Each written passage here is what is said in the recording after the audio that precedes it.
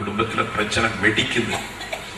ஸ்டாலின் சொல்லிட்டான் திட்டவட்டமா, குஷ்புவை நான் சித்தின்னு கூப்பிடவே முடியாதுங்கிறான்.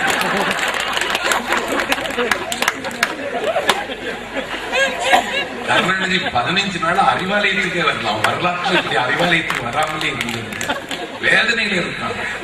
பறந்து போனாளே, பறந்து போனாளே, என்னை மறந்து போனாளே, என்னை மறந்து போனாளேன்னு ஸ்லோகத்தினம் பாடிட்டு, அவள் வருவாளா, அவள் வருவாளா, உடைந்து போன இதயத்தை ஒட்ட வைக்க அவள் மீண்டு வருவாளா? சுந்தரசி சொல்லிட்டான், நானே கூட்டிட்டு வரேன். அவன் பெரிய தியாகி.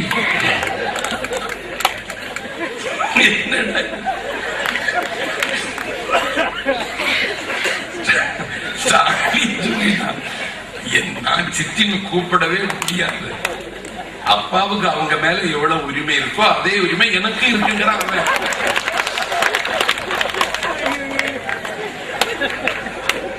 இப்படியான ஒரு கட்சி கெட்டு குட்டிட்டு வராவும்.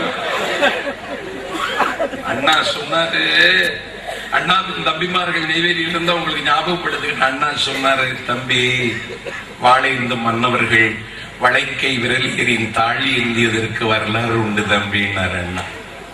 அண்ணா கல்லறை குயிலாகி போன அண்ணா, காவியமாகி போன அண்ணா, வாழைந்து மன்னவர்கள் வளைக்கை விரலியரின் தாழி ஏந்தியதற்கு வரலாறு உண்டு தம்பின்னு சொன்னி, உன் தம்பி ஒரு வளைக்கை விரலியரின் தாழை ஏந்தி கிடக்கிறான். தமிழ்நாடு பார்த்து கொண்டிருக்கிறது.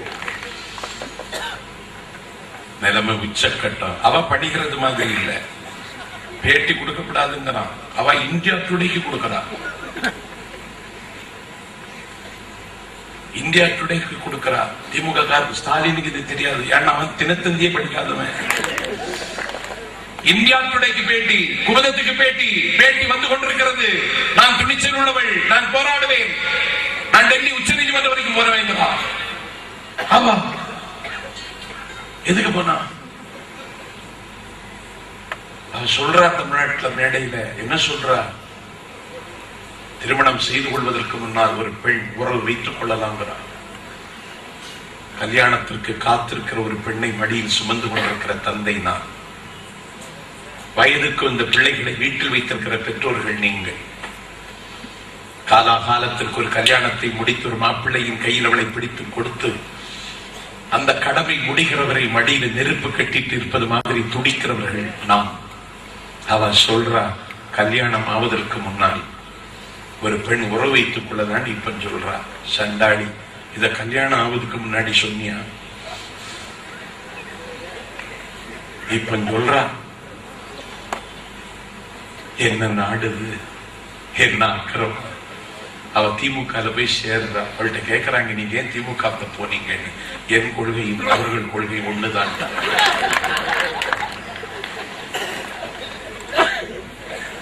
அவளை பேசுறதுக்கு கூப்பிட்டு வர்றாங்க. இந்தி எதிர்க்கிறாங்க கலைஞர். அவதான் இப்ப மேடையில் வந்து நிக்கிறா. பயங்கரமா பேசுறா. யாரெல்லாம் பேசின மேடை இந்த மேடை?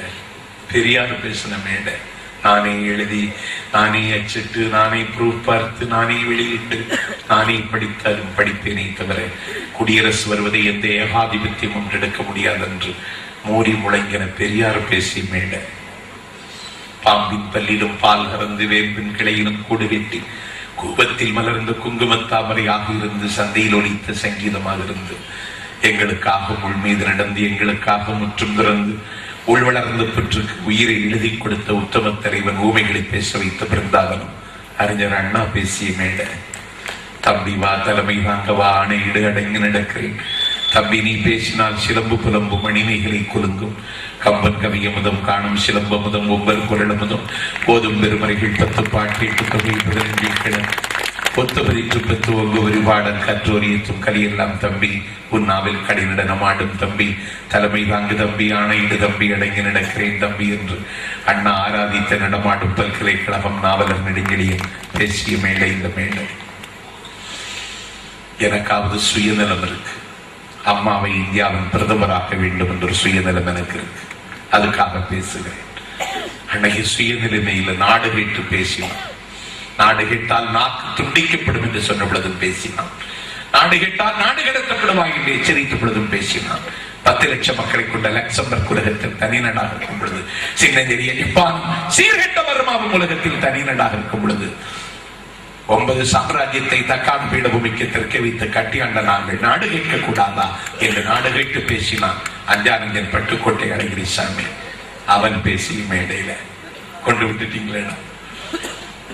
ஒரு திமுக ஒன்றிய செயலரை என்கிட்ட கேட்கிறார், நீங்க உங்களுக்கு எவ்வளவு பீஸ் அப்படிங்கிறான். நான் சொன்ன சம்பத்து நன்றுதான் கேட்கணும், எனக்கு தெரியாது.